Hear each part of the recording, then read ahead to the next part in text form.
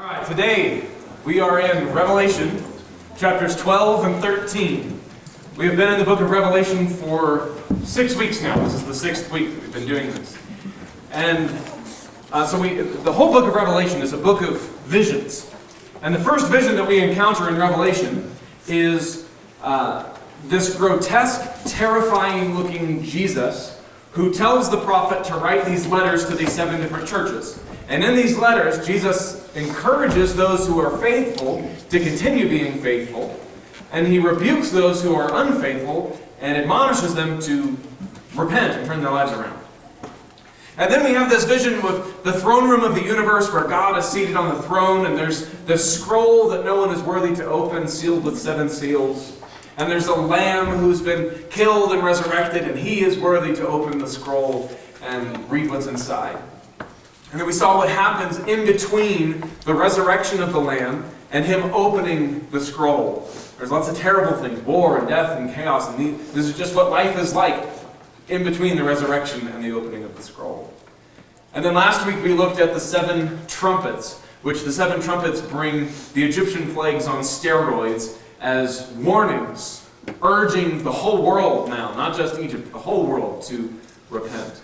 Because this is the last chance. The seal's been broken, the scroll is about to be opened, and it's time to repent if you haven't already. So today we're going to continue on in this. When we left off, the keys of the universe have been handed over to God, and He is going to set the whole world aright. And just at this moment of, it's about to happen, John kind of changes gears on us and shows us this other thing first. Now remember that Revelation is a book of pictures. It's not a book where you want to get bogged down in the details and really try to analyze every little thing, because it's like explaining a joke. It just takes all the power out of it. The Revelation is a book of pictures, so we want to let the picture speak for itself. And the picture we're going to read about today is a powerful one. But in order for it to speak fully to us, we need just a little bit of background information. So today we're going to meet a new character in Revelation. We're going to meet a great red dragon. Now dragons were a common feature in Jewish folklore and poetry. And Revelation is deeply grounded in a tradition of Jewish folklore and poetry. It comes from a sort of a Jewish background. And in Jewish tradition, you have creatures called Leviathan, Behemoth, Rahab, Tanin. These are all sort of dragon-esque creatures, draconic creatures. And in Jewish literature, the dragon is almost always a symbol for a foreign king or a foreign nation. And so Jews would express their hope for the future by saying that one day God is going to come and He's going to slay the dragon, which is code for God is going to wipe out the Babylonians, or He's going to overthrow the Persians, or what have you. So dragons frequently are symbols of pride and rebellion against God. Israel is never pictured as Leviathan. It's rebellion against God. They are symbols of puffed upness, inflated egos. The dragon is like the archetype of an ego that just needs to rein it back a couple of notches. But of course, Jews are not the only ones that had a dragon in ancient culture. I mean, we still have dragons today. I think foremost about the Chinese culture. In Chinese culture, the dragon is a very pronounced sort of symbol or just part of festivals, things of that nature. But even in ancient times, the Jews were not the only ones that had the dragon. Every ancient culture that I'm aware of had some form of a dragon. The Sumerians talked about dragons, the Akkadians, the Egyptians, the Phoenicians, the Greeks, the Hittites, all have some form of dragon. And for them, it's very similar to the Jewish dragon. For other cultures, the dragon is a symbol. Well, the dragon always wants to be king, for one. He covets power. He covets treasure. Dragons are always feel wronged, and they're always out to get revenge. Which is interesting, because if you think about the last time you saw a dragon on TV, just think about the last time you saw a dragon. TV, in a movie, maybe The Hobbit, Once Upon a Time on ABC. The last time you saw a dragon, was it cuddly or was it murderous? Dragons are never cuddly. Was it Did it covet treasure and power? Or was it pretty content with what it had? Now, dragons always covet power and treasure. What is it they say in the Hobbit trick? Dragons covet gold more than anything, something like that. The last dragon you saw, were they trying to destroy a city or were they trying to help a city?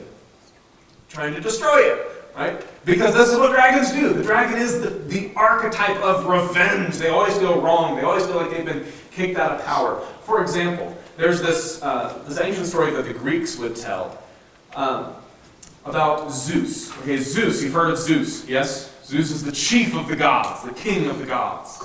And Zeus has his wife Hera, and he has his girlfriend on the side, Leto. And Leto is pregnant.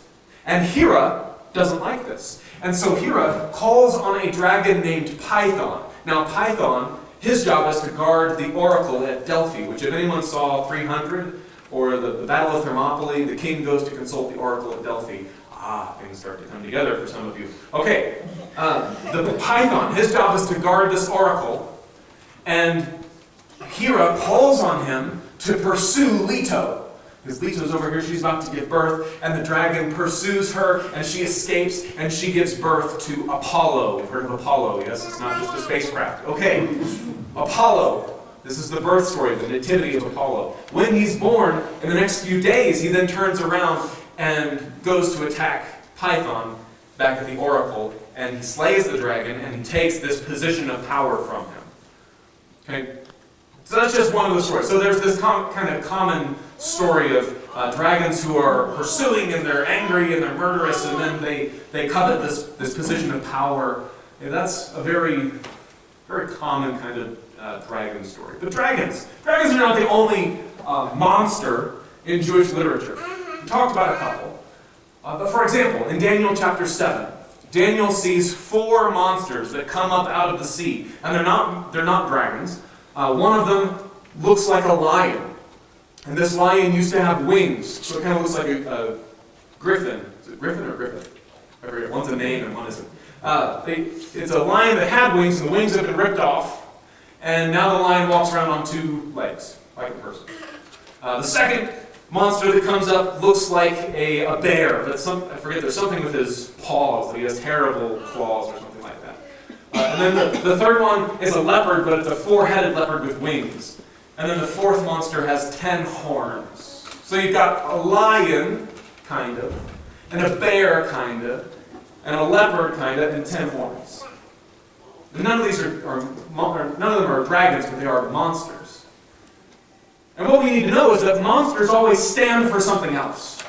Nobody who picks up Daniel is supposed to think that there's actually going to be a 4-headed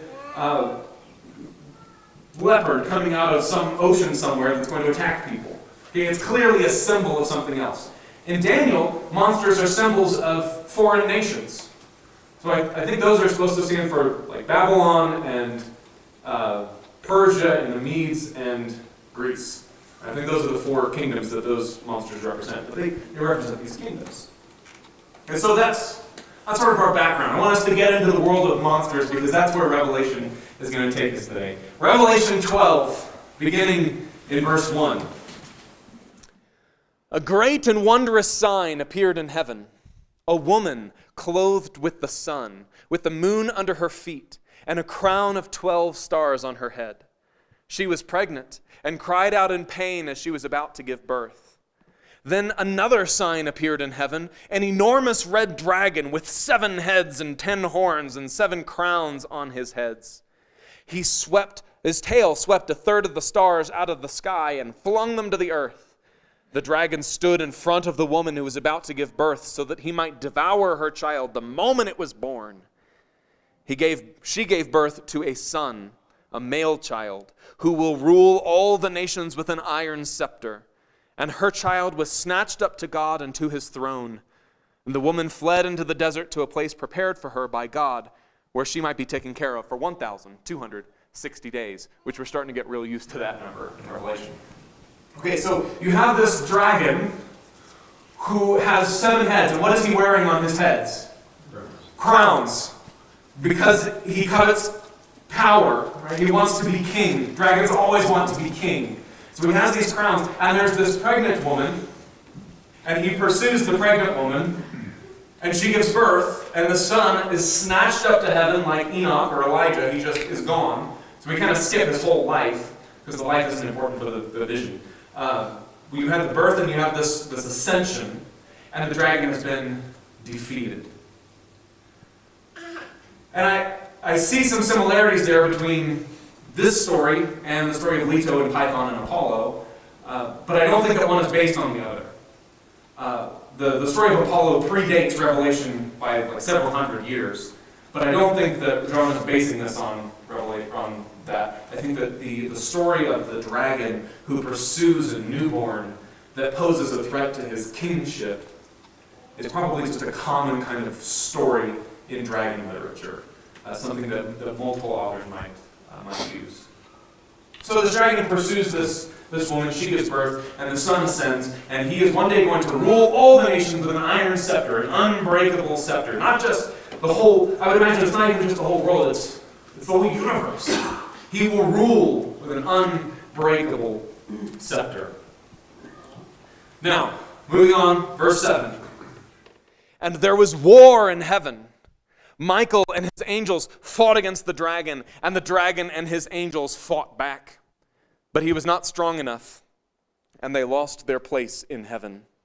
The great dragon was hurled down, that ancient serpent called the devil or Satan, who leads the whole world astray. He was hurled to the earth, and his angels with him. Then I heard a loud voice in heaven say, "Now have come the salvation and the power and the kingdom of our God and the authority of his Christ. For the accuser of our brothers, who accuses them before our God day and night, has been hurled down. They overcame him by the blood of the Lamb and by the word of their testimony. They did not love their lives so much as to shrink from death. Therefore rejoice, you heavens, and you who dwell in them. But woe to the earth and the sea, because the devil has gone down to you. He is filled with fury because he knows that his time is short."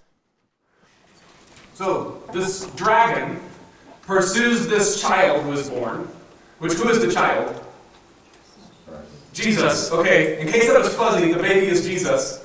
And he loses, he fails. The baby sort of escapes, if you want to put it that way. But he fails in his mission to devour the child.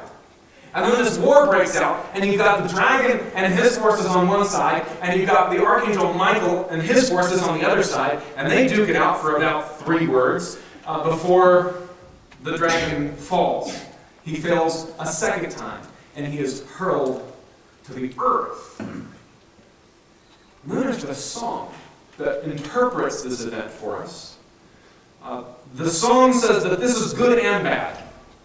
It's good and bad that the Christ has defeated the dragon, or that Michael has defeated the dragon. It's good and bad that the dragon is lost. It's good because the salvation, the kingdom, and the power of God have come in Jesus.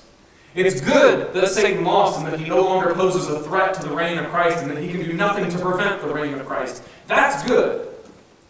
But woe to those who live on the earth. That's us. Woe to us. Why? Because the dragon has been hurled to us, and he goes about like a roaring lion seeking whom he may devour. He is filled with fury. He's out for blood because he feels wronged. His position of power has been taken. Which dragons are always angry that their positions of power have been taken. They're always filled with fury and looking for revenge.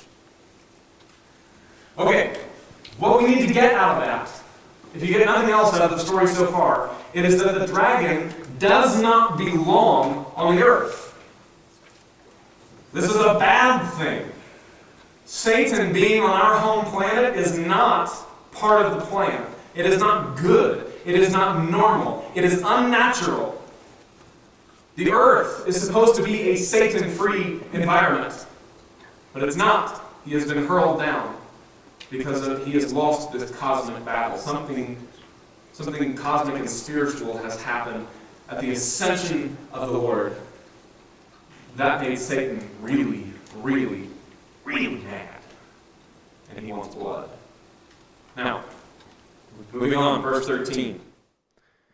When the dragon saw that he had been hurled to the earth, He pursued the woman who had given birth to the male child.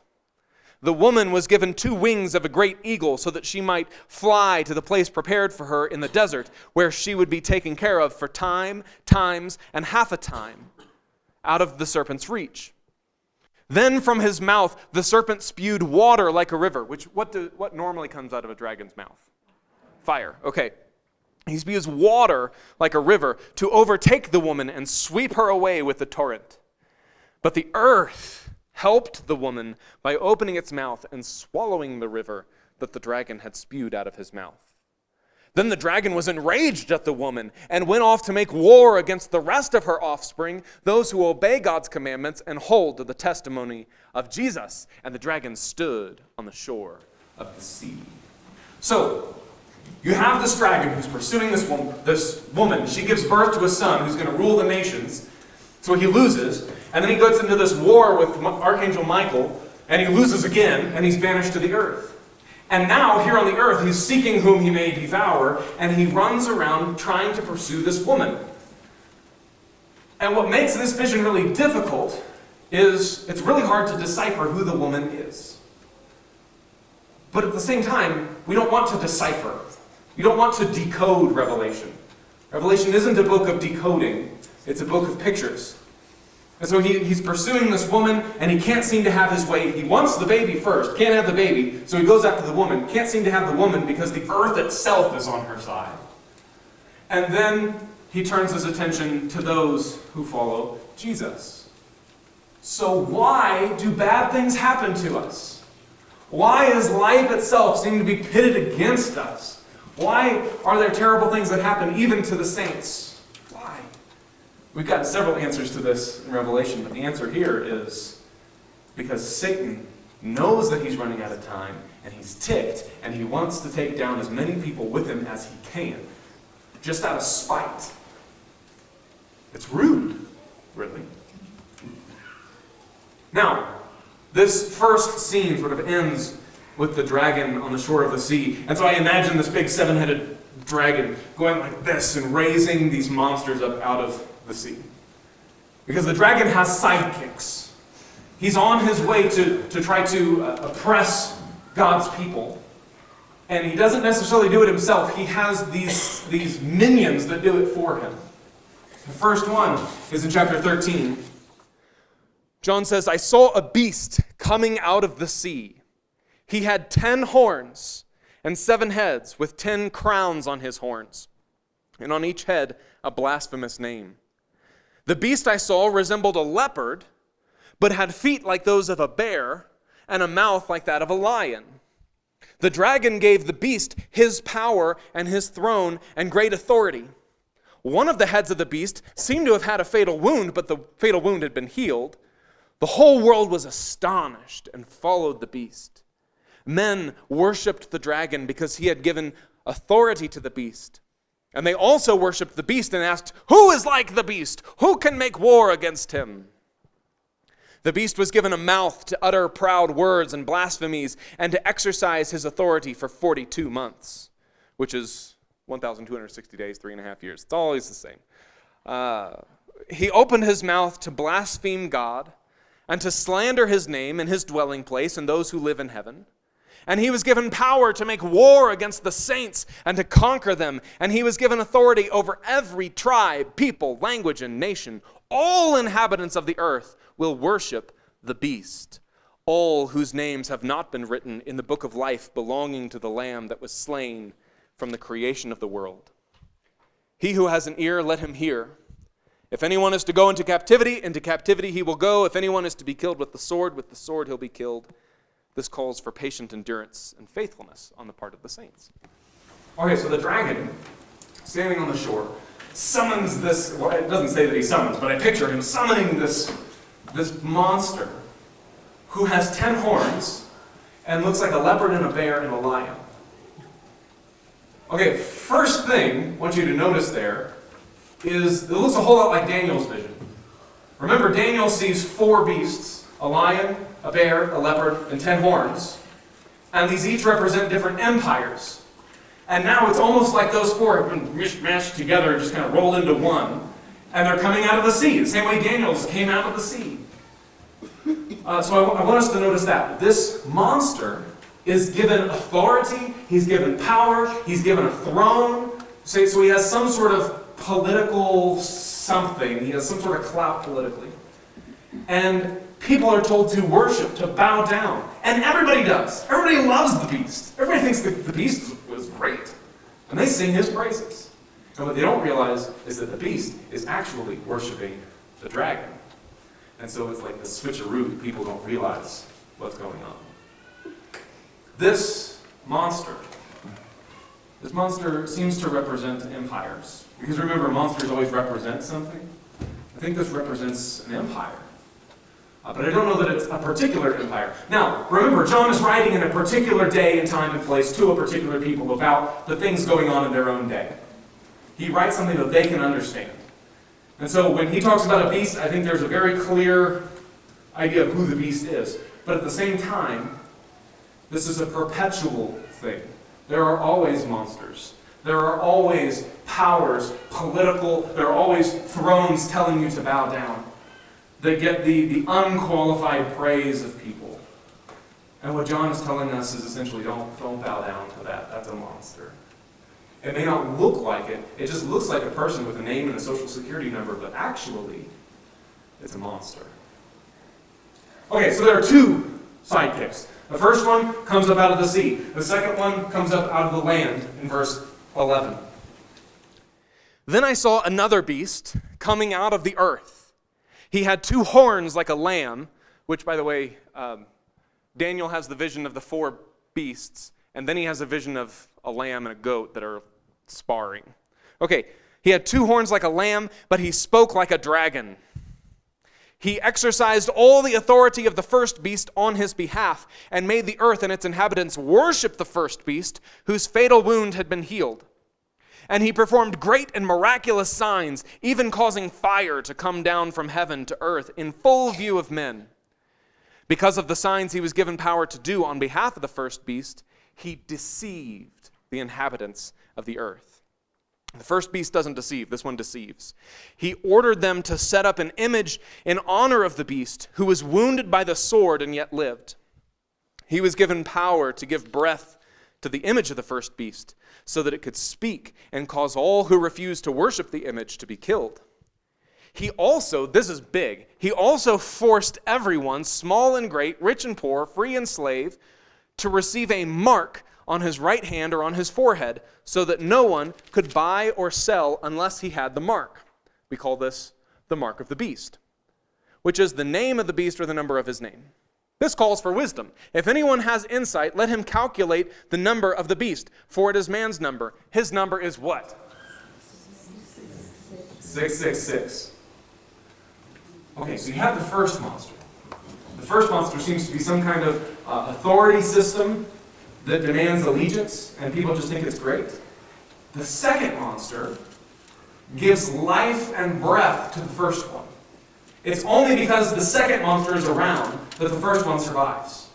Because the second one deceives people. He does miracles, he does impressive feats, and people are led astray, people are deceived, people think this guy or this system or this whatever is just great. And because they buy into the second one, they bow down to the first one. Because the second and the first go hand in hand. This seems to me to be some sort of deception of the saints. Because the whole purpose of the monster is to crush the saints. Right? That's what the dragon is trying to do. He's turned his sights on the church, and he's trying to kill us. He's trying to break us apart, and he does it through this monster, through deception, through delusion, through duping us. So I would say this is false religion, this is false doctrine, this is heresy, this is idolizing cars or weapons or a musician or a leader or anything that says that we need to bow down, we need to think this way, we need to view the world this way. Anything that deceives us and leads us away seems to be what the second monster is. And again, I think there's a particular way that happened in John's day, but I think that day is come and gone and the beast continues to live. Oh, also, you have this thing about 666, the mark of the beast.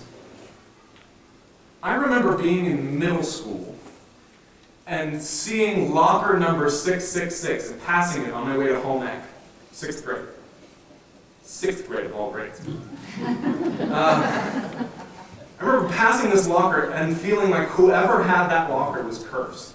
Or like it should just skip from 665 to 667, the same way some elevator skipped from floors 12 to 14. I felt like this locker is cursed. Because the number 666 has way more symbolism and clout and meaning in our own culture than it does in Revelation. In Revelation, it's like a passing thing. But we made this huge.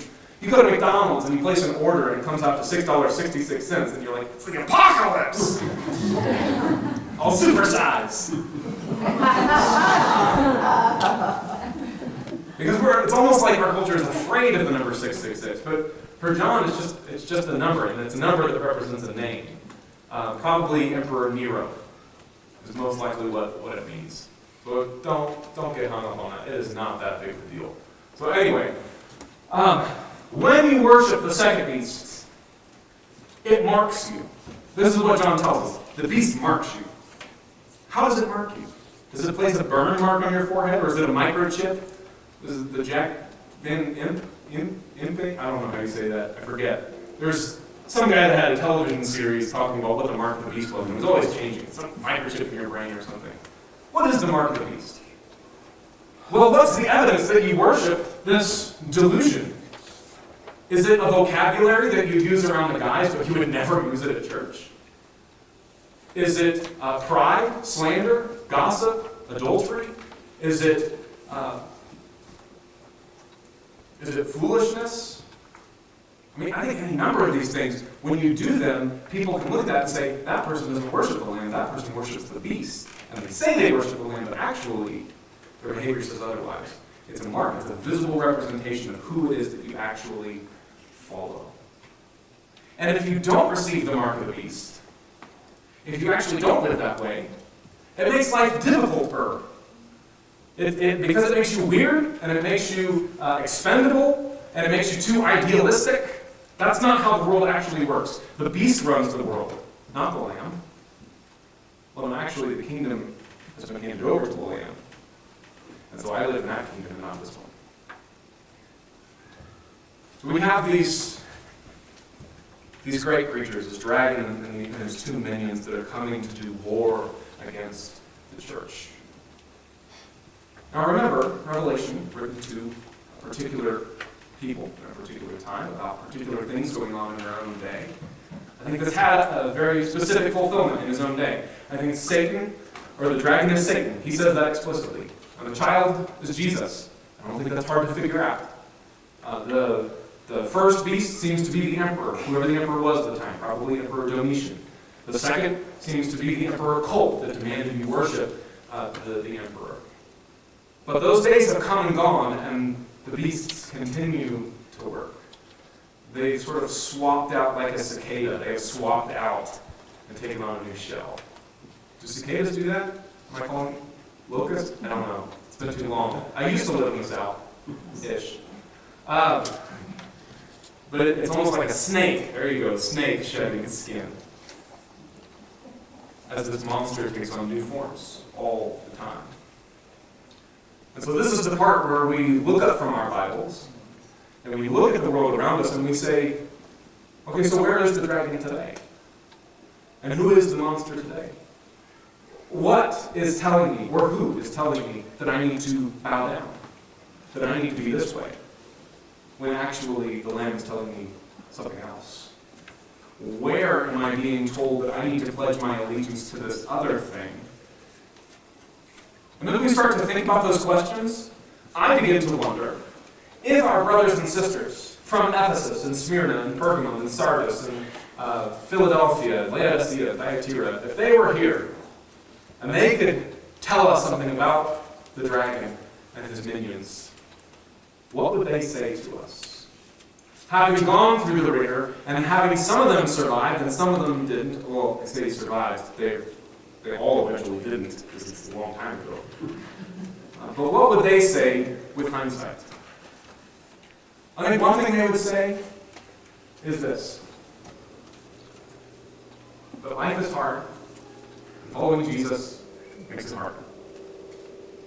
Life is already difficult. Life is already filled with miscarriage, and cancer, and tornadoes, and terrorism, and being offended, and all, we talked about that this morning.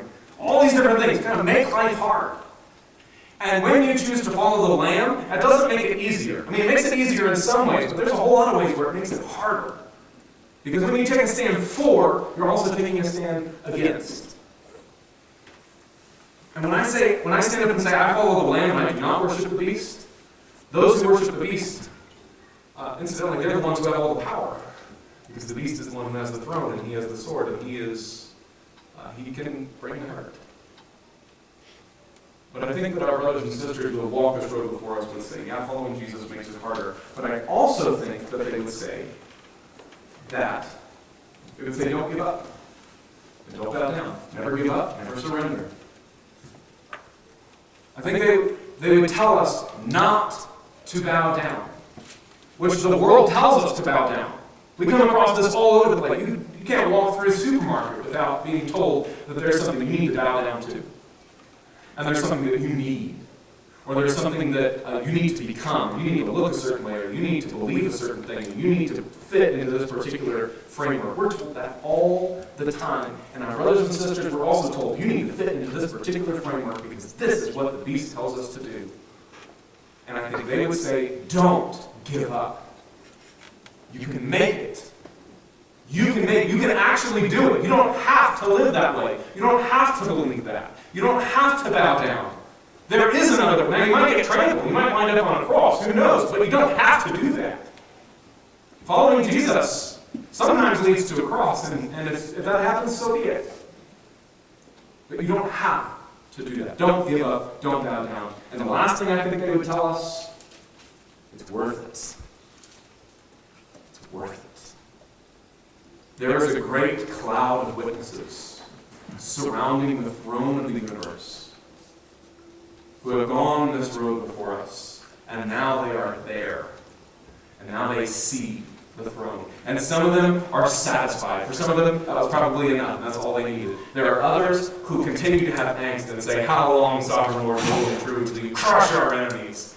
Some of them are still there saying that. But I think that they would all see this throne and turn to us and say, it's worth it.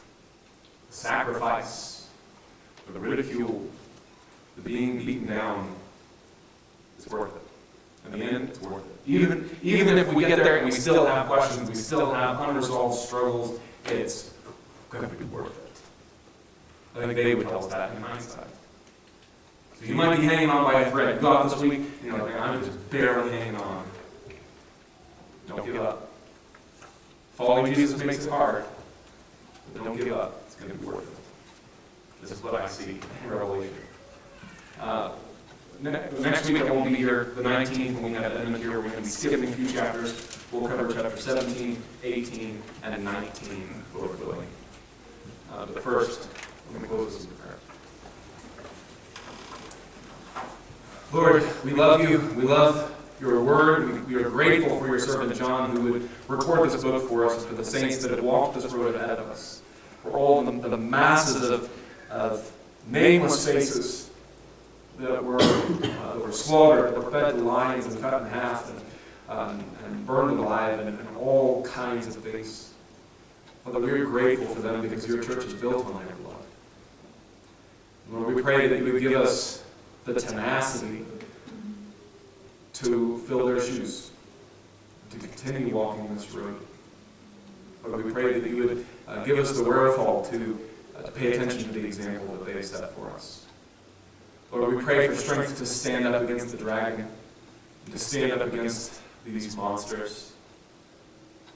Lord, we pray that we would not be blind to what's being fed to us, that we would be aware of what we're being told, that we would sit through it with wisdom. Lord, we pray for your discernment and your guidance in doing that. Lord, we pray for your blessing, for your protection. And we ask all of these things in the name of your Son, Jesus. Amen. Love you guys.